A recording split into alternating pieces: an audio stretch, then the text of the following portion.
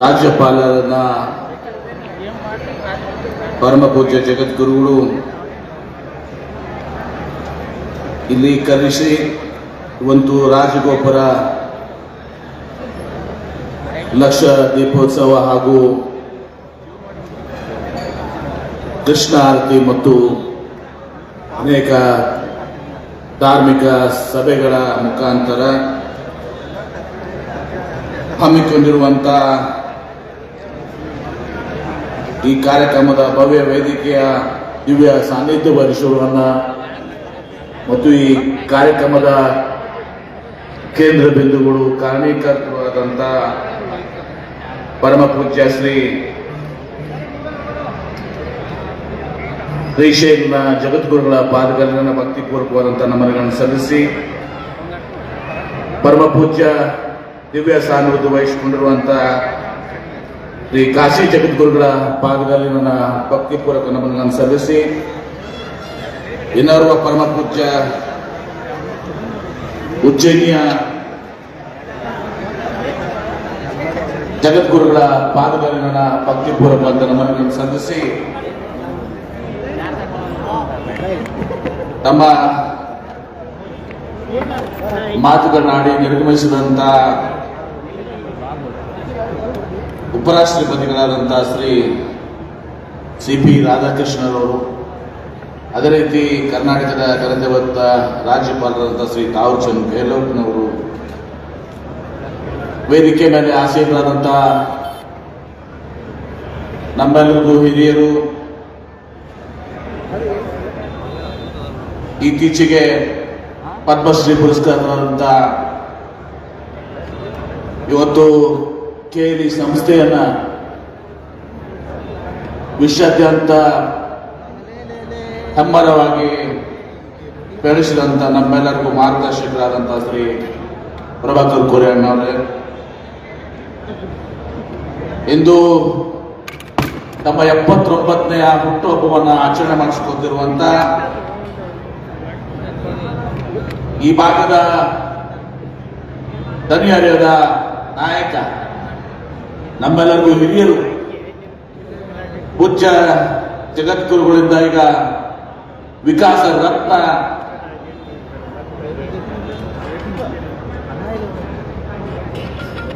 ಒಂದು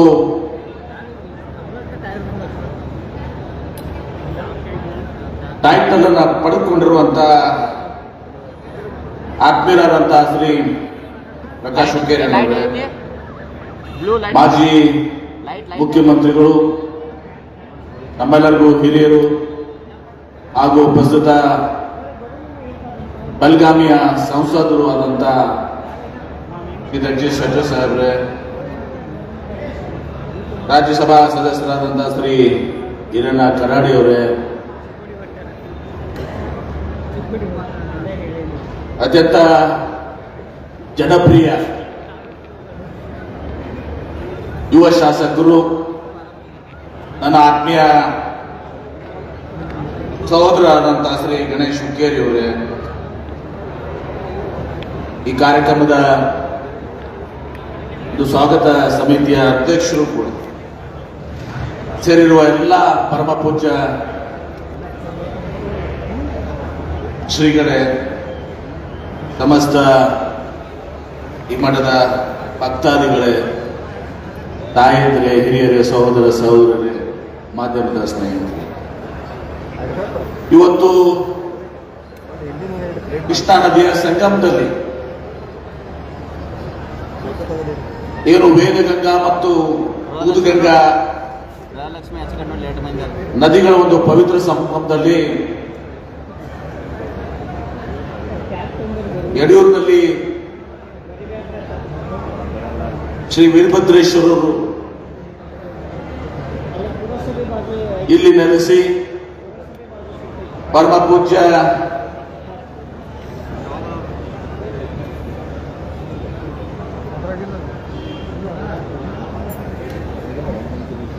ಶ್ರೀಶೈಲ ಪರಮ ಪೂಜ್ಯ ಡಾಕ್ಟರ್ ಚನ್ನಸಿದ್ದರಾಮ ಪಂಡಿತರಾದ ಶಿವಾಚಾರ್ಯ ಮಹಾಸ್ವಾಮೀಜಿಯವರು ಹೇಳಿದ ಹಾಗೆ ಅಂದು ಐತಿಹಾಸಿಕವಾಗಿ ಇಲ್ಲಿ ಯುದ್ಧ ಪ್ರಾರಂಭವಾಯಿತು ಮತ್ತು ಯುದ್ಧವು ಸಮಾಗಮ ಆಯಿತು ಅಂತ ಹೇಳಿ. ಇಲ್ಲಿ ಒಂದು ಶಾಂತಿಯನ್ನ ಕೂಡ ಇವತ್ತು ನೆಲೆಸಿರುವಂತಹದ್ದು. ಅದ್ರ ಜೊತೆಗೆ ಕಾಡಸಿದ್ದೇಶ್ವರರ ಒಂದು ಮಠನೂ ಕೂಡ ಇಲ್ಲಿ ಅಲ್ಲಿಯ ಪೂಜ್ಯ ಶ್ರೀಗಳ ಒಂದು ದಿವ್ಯ ಪವಾಡ ಕ್ಷೇತ್ರನೂ ಕೂಡ ಇದೆ. ಇವತ್ತು ನಮ್ಮ ಭಾರತ ದೇಶದ ಭವ್ಯವಾದಂತಹ ಇತಿಹಾಸ ಸಂಸ್ಕೃತಿಯನ್ನ ನಾವು ಅವಲೋಕಿಸಿದಾಗ ಅದೆಲ್ಲಕ್ಕೂ ಹೆಚ್ಚಿನದಾಗಿ ನಮ್ಮ ನಾಡಿನ, ನಮ್ಮ ಕನ್ನಡ ನಾಡಿನ ಒಂದು ಭವ್ಯ ಸಂಸ್ಕೃತಿ ಇತಿಹಾಸವನ್ನು ನಾವು ನೋಡಿದಾಗ ಇವತ್ತು ನಮ್ಮ ಪೂಜ್ಯ ಜಗದ್ಗುರುಗಳು, ಮಠಮಾನ್ಯಗಳು, ಶಿಕ್ಷಣ ಸಂಸ್ಥೆಗಳು ಈ ನಾಡಿನ ಅಭಿವೃದ್ಧಿಗೆ ತನ್ನದೇ ಆದಂತಹ ಒಂದು ಬೃಹತ್ವಾದಂತಹ ಕೊಡುಗೆಯನ್ನು ಕೊಟ್ಟಿದೆ. ಒಂದ್ ಕಡೆ ಪಂಚಪೀಠಾಧೀಶ್ವರರು ವಿಶ್ವಕ್ಕೆ ಶಾಂತಿ ದೊರಕಲಿ, ಮಾನವ ಜನ್ಮಕ್ಕೆ ಒಳ್ಳೆಯದಾಗಲಿ ಅಂತ ಹೇಳಿ ತಮ್ಮ ನಿರಂತರವಾದಂತ ಒಂದು ಧರ್ಮ ಬೋಧನೆಯನ್ನು ಮಾಡುವಾಗ, ಇನ್ನೊಂದು ಕಡೆ ಕಾಯಕ ಮತ್ತು ದಾಸೋಹ,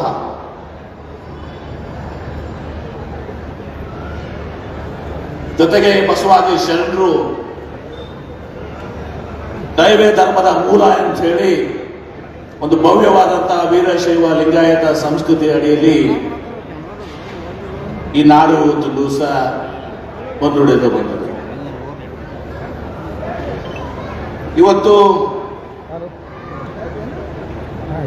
ಶ್ರೀ ಕ್ಷೇತ್ರ ಯಡೂರಕ್ಕೆ ಏನು ವೀರಭದ್ರ ದೇವಸ್ಥಾನ ಒಂದು ಜಾಗೃತ ದೇವಸ್ಥಾನವಾಗಿದೆ. ಇಲ್ಲಿ ಪ್ರತಿ ವರ್ಷ ಲಕ್ಷಾಂತರ ಜನ ಇವತ್ತು, ಅದರಲ್ಲಿ ವಿಶೇಷವಾಗಿ ಉತ್ತರ ಕರ್ನಾಟಕದ ಜನ, ನಮ್ಮ ತಾಯಂದಿರು, ಸಹೋದರರು ಇಲ್ಲಿ ಬಂದು ವೀರಭದ್ರೇಶ್ವರರ ಒಂದು ಆಶೀರ್ವಾದವನ್ನು ಪಡೆದುವಂತ.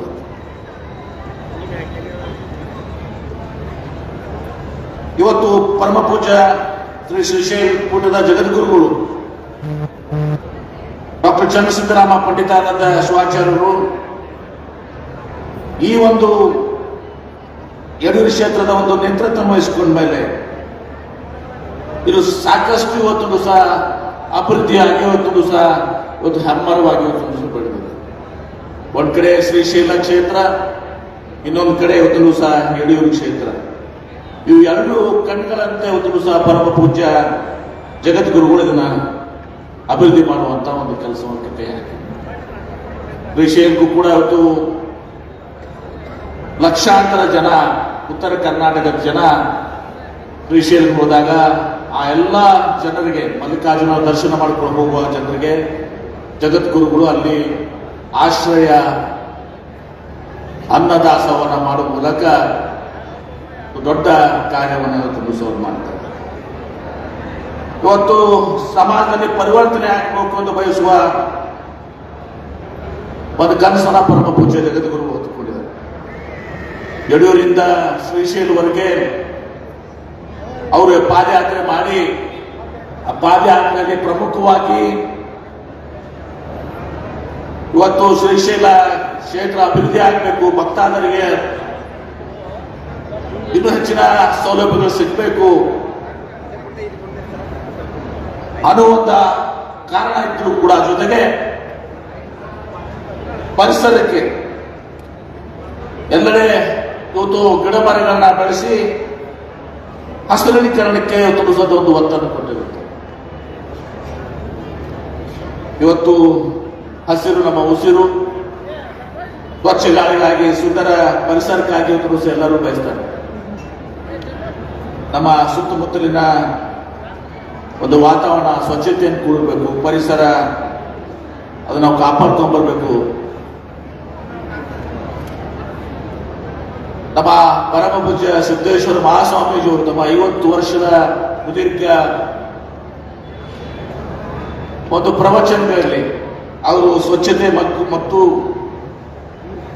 ಹಸಿರೀಕರಣೆಗೆ ಇವತ್ತು ಒತ್ತನ್ನು ಕೊಟ್ಟಿದೆ. ಆ ಒಂದು ಕೆಲಸವನ್ನ ಪೂಜ್ಯ ಜಗದ್ಗುರುಗಳು ಶ್ರೀಶೈಲ ಜಗದ್ಗುರುಗಳು ತುಳು ಸೈನಿಕರು ಕೂಡ ಬಹಳ ದೊಡ್ಡ ಪ್ರಮಾಣದಲ್ಲಿ ಮಾಡ್ತಾ ಇದ್ದಾರೆ. ಅದೆಲ್ಲರೂ ನಾವು ಶ್ಲಾಘನೀಯ ಅನ್ನೋ ಮಾತನ್ನು ಕೂಡ ಇವತ್ತು ನಮ್ಮ ಸಮಾಜ,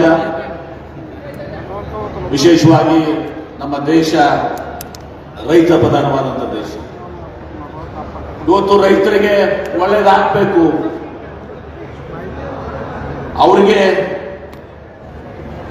ಅವ್ರನ್ನ ನಾವು ಶ್ರೀಮಂತಗೊಳಿಸಬೇಕು, ಅವರಿಗೆ ನಾವು ನೀರಾವರಿಯನ್ನ ಮಾಡುವ ಮೂಲಕ ಅವ್ರಿಗೆ ಬೇಕಾಗಿರುವಂತಹ ಎಲ್ಲಾ ಸೌಲಭ್ಯಗಳನ್ನು ಕೊಡಬೇಕು ಅನ್ನೋದು ಇವತ್ತು ಪರಮ ಪೂಜ್ಯ ಜಗದ್ಗುರುಗಳ ಎಲ್ಲರ ಒಂದು ಆಶಯ. ಆ ಒಂದು ನಿಟ್ಟಿನಲ್ಲಿ ನಮ್ಮ ಪ್ರಕಾಶ್ ಹುಕ್ಕೇರಿ ಇವತ್ತೇನು ನಮ್ಮ 79ನೇ ಹುಟ್ಟುಹಬ್ಬವನ್ನು ಇವತ್ತು ಸಹ ನಾವೆಲ್ಲರೂ ಅತ್ಯಂತ ಪ್ರೀತಿ ಅಭಿಮಾನದಿಂದ ಇವತ್ತು ಸಹ ಆಚರಣೆ ಮಾಡ್ತಾ ಇದ್ದೇವೆ. ನಾನು ನೋಡಿದ್ದೀನಿ, ನಾನು ನೀರಾವರಿ ಮಂತ್ರಿ ಇದ್ದಾಗ 5 ವರ್ಷ ಅವ್ರನ್ನ ವಿಶೇಷವಾಗಿ ನಾನು ನೋಡಿದ್ದೀನಿ, ಬಹಳ ಹತ್ತಿರದಿಂದ ನೋಡಿದ್ದೀನಿ. ಅವ್ರು ಯಾವುದೇ ಒಂದು ಅಭಿವೃದ್ಧಿ ಕೆಲಸದ ಸಲುವಾಗಿ ಹಿಂದೆ ಮುಂದೆ ನೋಡಲಾರದೆ ಅವ್ರ ಸಚಿವರಿರಲಿ, ಶಾಸಕರಿರಲಿ, ಪ್ರತಿಯೊಂದು ಅಧಿಕಾರಿಗಳ ಬಳಿಗೆ ತಾವೇ ಹೋಗಿ ಇವತ್ತು ಈ ಕ್ಷೇತ್ರದ ಅಭಿವೃದ್ಧಿ ಸಲುವಾಗಿ ಪ್ರಯತ್ನ ಮಾಡಿದಂಥವ್ರು. ನಾವು ಎಷ್ಟೋ ಸಲ ನಮ್ಮ ಸಹೋದರ ಗಣೇಶ್ ಹುಕ್ಕೇರಿ ಅವ್ರಿಗೆ ಹೇಳ್ತಿರ್ತೀವಿ, 90% ಕೆಲಸ ಗಣೇಶ್ ಹುಕ್ಕೇರಿ ಅವ್ರಿಗೂ ಪ್ರಕಾಶ್ ಹುಕ್ಕೇರಿ ಅವರು ಮಾಡ್ತಿರ್ತಾರೆ. ಇನ್ನೇನು ಬಹಳ ಅವ್ರಿಗೇನಾದ್ರು ಗಣೇಶ್ ಹುಕ್ಕೇರಿ ಅವ್ರ ಬದಲೇ ಅವ್ರು ಒಳಗೆ ವಿಧಾನಸಭಾದಾಗ ಅವ್ನು ಬಿಡುವಂತ ಅವಕಾಶ ಇಲ್ಲ, ಅದನ್ನು ಕೂಡ ಮಾಡ್ಬಿಡ್ತಿದ್ರು. ಬಾರ ಬನ್ನಿ ಎಲ್ಲ ಪೂರ್ತಿ ಇಲ್ಲೇ ಇದೆ ಇಲ್ಲ.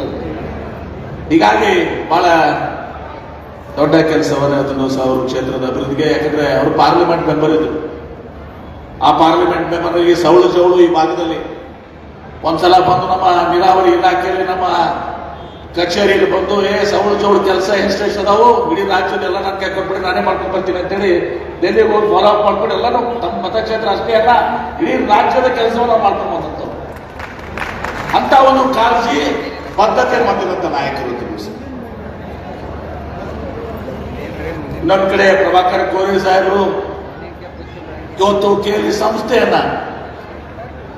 ಹೆಬ್ಬರವಾಗಿ ಭಾವಿಸಿ ಇವತ್ತು ದೇಶ ವಿದೇಶದಲ್ಲಿ ನಮ್ಮ KLE ಸಂಸ್ಥೆ ಒಂದು ಪ್ರತಿಷ್ಠಿತ ಸಂಸ್ಥೆಯಾಗಿ, ಹೆಮ್ಮೆಯ ಸಂಸ್ಥೆಯಾಗಿ ಆಗ್ಲಿಕ್ಕೆ ಇವತ್ತು ಸಹ ಹಗಲು ರಾತ್ರಿ ತಮ್ಮ ಜೀವನಕ್ಕೂ ಶ್ರಮಿಸಿ ಇವತ್ತು ಈಗ ಅವರು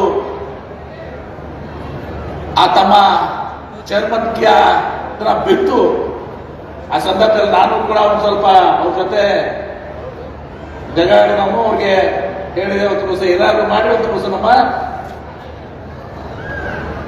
ಅಮಿತ್ ಖೋರೆ ಅವ್ರಿಗೆ ನೀವು ಚೇರ್ಮನ್ ಮಾಡಬೇಕು ಅಂತ ಹೇಳಿ. ಯಾಕಂದ್ರೆ ಈ ಕೆಲಸ ನಾನು ಮಾಡಿಬಿಟ್ಟಿದ್ದೆ. ನಾನು ನನ್ನ ದುಪ್ಪತ್ರ ಬಸನಗೌಡ ಪಾಟೀಲ್ ಒಂದು ದಿವಸ ಈಗಾಗಲೇ ನಮ್ಮ ಯೂನಿವರ್ಸಿಟಿ ಚಾನ್ಸಲರ್ ಮಾಡಿದ್ದೀವಿ. ನೀವು ಇವತ್ತು ದಿವಸ ಇದನ್ನ ಅಮಿತ್ ಬಿಟ್ಕೊಡ್ರಿ ಅಂತ ಹೇಳಿದ್ರೆ ಅವರು ಬಹಳ ನಮ್ಮೆಲ್ಲರ ಮಾತನ್ನ ಕೇಳಿ ಅಮಿತ್ಗೆ ದಿವಸ ಅದನ್ನ ಕೊಟ್ಟಿದ್ದಾರೆ. ಅವನು ಕೂಡ ಬಹಳ ಒಬ್ಬ ಒಳ್ಳೆಯ ಯುವಕ. ಆ ರೀತಿ ಗಣೇಶ್ ಹುಕ್ಕೇರಿ ಆ ರೀತಿ ದಿವಸ KLE ಸಂಸ್ಥೆನ ಇನ್ನೂ ಇವನ್ನ ಆಧುನಿಕ ಯುಗದಲ್ಲಿ ಬೆಳೆಸಿಕೊಳ್ಳುವಂತ ಒಂದು ಸಾಮರ್ಥ್ಯ ಅವ್ರಿಗೂ ಕೂಡ ಇದೆ ಅನ್ನೋ ಮಾತನ್ನ ಸಂದರ್ಭ ಹೇಳಿ, ಜಗದೀಶ್ ಶೆಟ್ಟರ್ ಸಾಹೇಬರು ನಮ್ಮ ರಾಜ್ಯದ ಮುಖ್ಯಮಂತ್ರಿಗಳಾಗಿ ಈಗ ಸಂಸದರಾಗಿ ಈ ದೇಶಕ್ಕೆ ನಮ್ಮ ಸಮಾಜದಲ್ಲಿ ಒಂದು ನೇತೃತ್ವ ವಹಿಸಿಕೊಂಡು ಮಾರ್ಗದರ್ಶನ ಮಾಡಿ ಈ ಕ್ಷೇತ್ರದಲ್ಲಿ ರಾಜ್ಯದ ಅಭಿವೃದ್ಧಿಗೆ ಅವರು ಶ್ರಮಿಸಿದ್ದಾರೆ. ಇವರೆಲ್ಲರ ಒಂದು ಇಲ್ಲಿ ಕಾರ್ಯಕ್ರಮ ನಡೀತಾ ಇದೆ.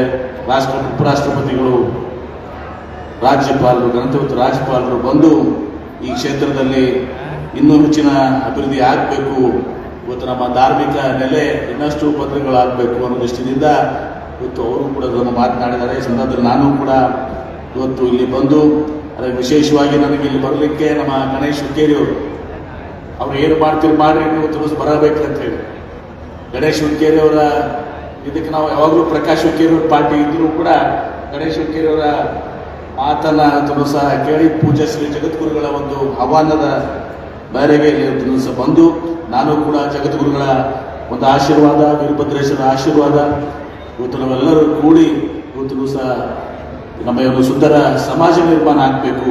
ಆ ದಿಶೆಯಲ್ಲಿ ನಮ್ಮ ಪ್ರಯತ್ನಗಳನ್ನ ಪೂಜ್ಯ ಶ್ರೀಗಳ ಒಂದು ಜಗದ್ಗುರುಗಳ ನೇತೃತ್ವದಲ್ಲಿ, ಎಲ್ಲ ಹಿರಿಯ ನೇತೃತ್ವದಲ್ಲಿ ಆ ಸುಂದರ ಸಮಾಜ ನಿರ್ಮಾಣ ಮಾಡಲಿಕ್ಕೆ ಇವತ್ತು ಧಾರ್ಮಿಕ ನೆಲೆಯನ್ನು ಗಟ್ಟಿ ಮಾಡಿ ಇವತ್ತು ನಮ್ಮ ರಾಜ್ಯ, ನಮ್ಮ ನಾಡು ಅಭಿವೃದ್ಧಿ ಆಗಬೇಕು ಅನ್ನೋ ದೃಷ್ಟಿಯಲ್ಲಿ ಆ ಪ್ರಯತ್ನವನ್ನು ಮಾಡೋಣ ಮಾತನ್ನು ಹೇಳಿ ನನ್ನ ಎರಡು ಮಾತಿಗೆ ವಿರಾಮ ಹೇಳ್ತೀನಿ. ಎಲ್ಲರಿಗೂ ಶರಣ.